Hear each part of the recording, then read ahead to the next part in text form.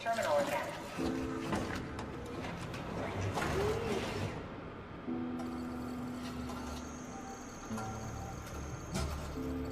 I can't believe we're doing this. It will be fine. Then why don't we put you in the suit? I was going to suggest that if you refused. It has been said a million times over, but SOMA might be one of the most profound experiences to come out of games as a medium. This moment, what's on screen right now, plays a great part in that. See, in SOMA, you play as Simon Jarrett, an unsuspecting man suddenly thrown into an underwater resource base 100 years in the future after a mundane brain scan. After he begins to understand the circumstances of his sudden consciousness shift, the game forces the player to confront hard-hitting questions about what it means to be human. In this moment, you must copy Jarrett's consciousness into a lifeless body that has already been synced with a deep-sea suit, so that you may progress to the next portion of the game. This process, however, leaves two Simons, one who wakes up successfully in the new body and another in the scanner, left wondering what happened. The questions this scene raises about human nature and what makes us conscious have long been discussed by game journalists with more time, experience, and resources than I. As interesting as SOMA's philosophy is, the world does not need another take on its raw themes and questions. What I want to look at instead, however, is the medium through which a good majority of such themes and questions are posed, a medium that, though making up a part of countless games, is very often overlooked. This is what I call SOMA's game guide, Catherine Chun. Chun is a computer scientist that works in Pathos 2, that underwater base I mentioned earlier. She developed a way to simulate humans in an artificial utopian environment called the Ark, a project that suddenly became infinitely more important, or possibly, as we will touch on later, unimportant, after a comet drove humanity on the surface to extinction. She acts as the primary contact for Jarrett throughout the game, talking to him via radio and constantly bringing the player to the next objective. In doing this, she acts as what I would like to call a game guide. There isn't really a set definition for game guides, nor are they often a focal point of gaming discourse. The best definition I can come up with is a tutorial personified, and even then, this definition falls short because many game guides stick with you long past what many would consider to be a game's tutorial stage. Examples of this are Terry from Lisa the Painful RPG, Andrew Ryan from BioShock, and Colonel Campbell from the Metal Gear Solid series, the latter of which will be revisited later. Still, these figures act as objective givers past their earlier portions of the game, and this type of guidance can be viewed as a tutorial-esque teaching of its own right.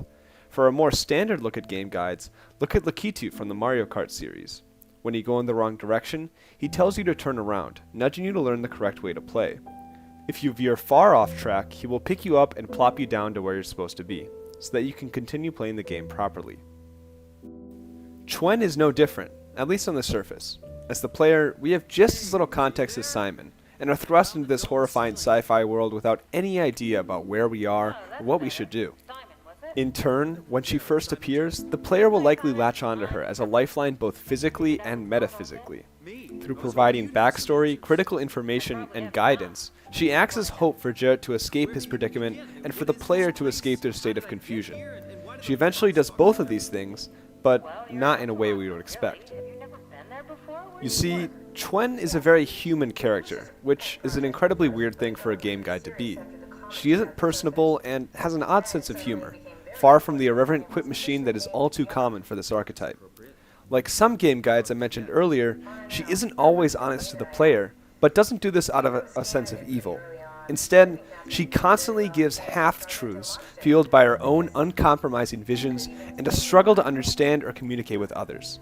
Perhaps most unique, she has personal goals and aspirations separate from the player, yet these are the ones we carry out throughout the game.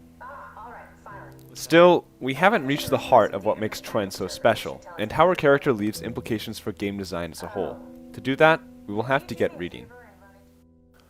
In The Grasshopper, Games, Life, and Utopia, first published in 1978, philosopher Bernard Suits puts forward his theory of Losery Attitude, which is a psychological attitude he sees as mandatory for enjoying a game.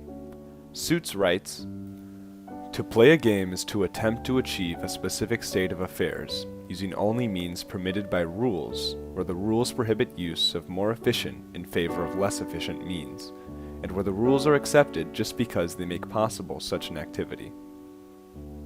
This makes sense and can be explained simply by looking at the game of darts. One would certainly be more efficient at darts if they stood right next to the target and stuck all the pointy ends right in there. But that wouldn't be fun for the player themselves or their opponent, and nor would it allow for the activity of darts itself. The translation of Losery Attitude into gaming is intuitive, and is quite literally played out through game guides. If everyone drove in whichever direction they pleased in Mario Kart, the activity of playing Mario Kart would cease to be.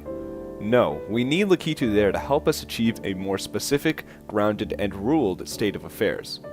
Similarly, if you were able to wander the world of BioShock without Andrew Ryan's guiding hand, the game would be a much more confusing affair. Chun plays into the Losery Attitude, but in a way entirely unlike these game guides. At the beginning of this video, I described how our goal was to launch a computer simulation of a group of humans into space, all on a satellite called the Ark. Later, I described how this goal becomes humanity's last hope when Jared discovers that civilization was destroyed by a comet strike in between his time jump. What I failed to mention, however, was how this hope becomes clouded over the course of the game. I first should mention that this simulation does not contain real humans, or at least real humans as we would understand them. It only contains their consciousnesses, and copies of their consciousnesses at that. Another important note is how this process of copying will always leave someone behind, as seen in that first clip. Furthermore, the player eventually realizes that Chun's plan, even in the best case scenario, will not let humanity carry on in the traditional sense. At most, it will let semblances of us float undisturbed in space for 1,000 years or so, until the satellite deteriorates. And then, that's it. The world ends, not with a bang, but with a whimper. And though you are acting out Chun's goals, you are still the one with agency. She cannot do them herself. At the same time, she cannot take over your actions as the player. You have to come up with your own reasons why you want to launch the Ark, a choice of which is deeply rooted in one's opinion on human nature, which will vary wildly. This is not a player's quest to save the world. This is a fictional character's wish for some, as certain naysayers will say, machines, to be happy for a little while longer. If you're like me, a question will appear to you after hearing all of this. Why bother? And to be honest, there was a point in SOMA where I stopped dead in my tracks and felt undriven to continue. Not because the game wasn't engaging, but because there was no purpose in Chun's, and thus the player's, goals. This is doubly true after it's revealed that Jared himself is just a dummy consciousness replicated millions of times from his initial brain scan, brought to the research base in a last-ditch effort to help. Chun, too, is one of these machine consciousnesses, a reveal of which is one of the first of these demoralizing moments. In SOMA's world, human life has been reduced to a handful of replications carrying out a plan that, even if it does work, won't do anything to really save our species. So then, why play SOMA at all? Let us go back to the Suits quote. We know that, for a game to be a game, for us to enjoy it, we have to accept it in all of its boundaries and meet it on its own terms. Who is to say that SOMA's dynamic with Catherine Chun is a narrative version of this, separate even from SOMA's gameplay aspects? As complicated as this notion is, it's not without precedence. Just look at Metal Gear Solid 2, a near 2-decade-old game complete with a subversive game guide of its own. In it, you are consistently fed objectives by a radio man named Colonel Campbell, the very same guide from Metal Gear's first title. However, near the game's conclusion, it's revealed that the Colonel was actually an artificial intelligence, guiding you through a set of actions that trains a supercomputer meant to sense the net, and suppressing any information that would hold back human social evolution. In the end, this supercomputer wins, not even being eventually upended like BioShock's traitorous guide. This brings us to the same question posed by SOMA. Why bother? See, Metal Gear Solid 2 gives us a clear answer. At the very end, the protagonist from the first game, Solid Snake, explains to the main character, and the player in this blatantly meta kind of way, that after all that twisted dependency, it is tantamount that one should find their own meaning. It's an obvious message to gamers to seek out their own reasons to play, their own interpretations of why the player must do what they did. This game has a theme of consistently challenging what gamers really want, and went unappreciated for years due to that very reason. I believe that SOMA's narrative, and its game guide, are saying the same thing, but in a more complex and more human way.